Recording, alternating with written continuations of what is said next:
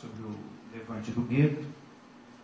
Honra por estar diante das nossas grandes lideranças comunitárias, as maiores lideranças comunitárias, estar diante do Sr. Alexandre Latz, diante da comunidade como um todo.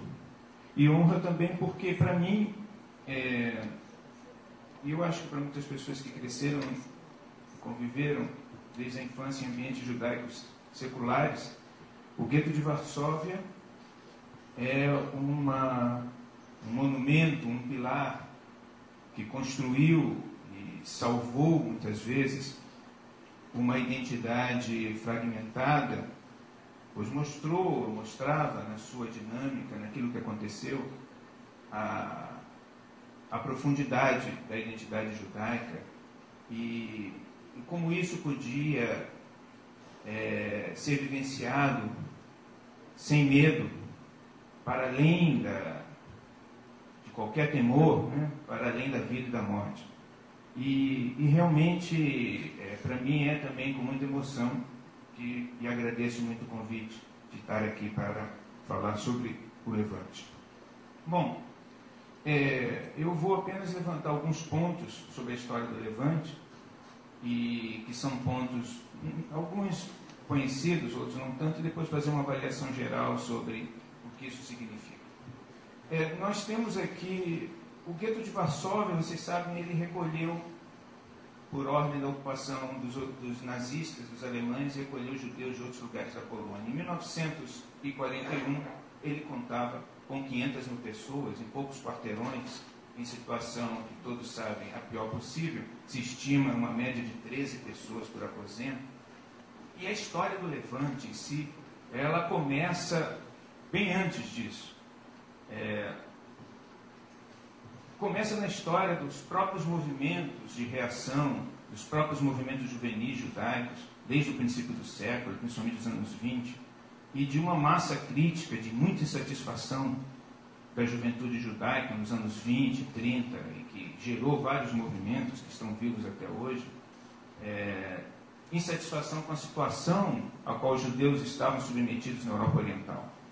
E o gueto de Varsóvia, ao reunir uma quantidade tão grande de judeus, com todos os seus conflitos, potencializou e deu condições para que esses movimentos pudessem realizar uma obra extraordinária, tão importante, como bem notou aqui o deputado Marcelo, como o massacre, a resistência de Massada, uma obra extraordinária que ilumina até hoje a condição judaica e o ser judeu. Tem uma história.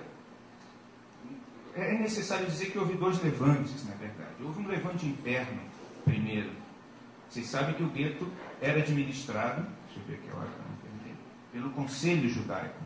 O Conselho Judaico era uma entidade que reunia alguns empresários e outras personalidades políticas que gerenciavam dentro do gueto fábricas e outras instalações, e que tinham uma ligação muito próxima ao regime nazista.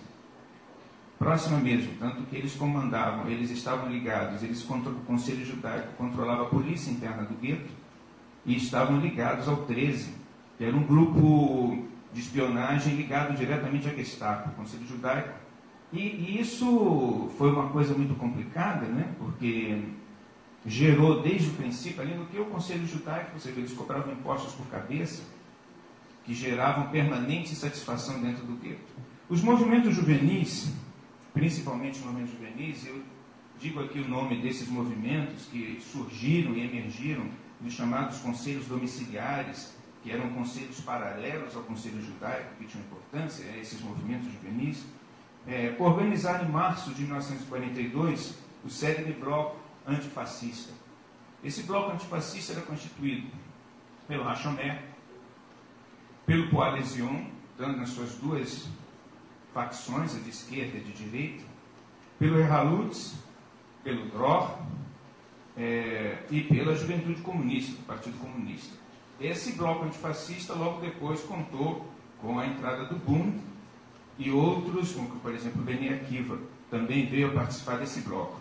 Esse bloco, ele atua em conspiração aberta contra o Conselho Judaico. É muito curioso que quando, em 22 de julho de 1942, foi determinada a primeira deportação do gueto, quando os nazistas decidiram esvaziar o gueto, e vocês sabem, a população do gueto era de 500 mil, em julho foram deportadas 300 mil pessoas, direto para o campo de extermínio.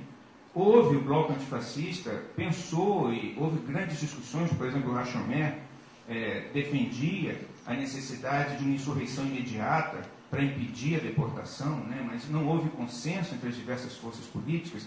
Mas em agosto de 42, já com o processo de deportação praticamente encerrado, as lideranças dos movimentos já tinham chegado à conclusão de que a resistência era necessária. E é curioso que o primeiro tiro disparado pelo bloco antifascista dentro do gueto foi contra um judeu, o chefe de polícia do gueto.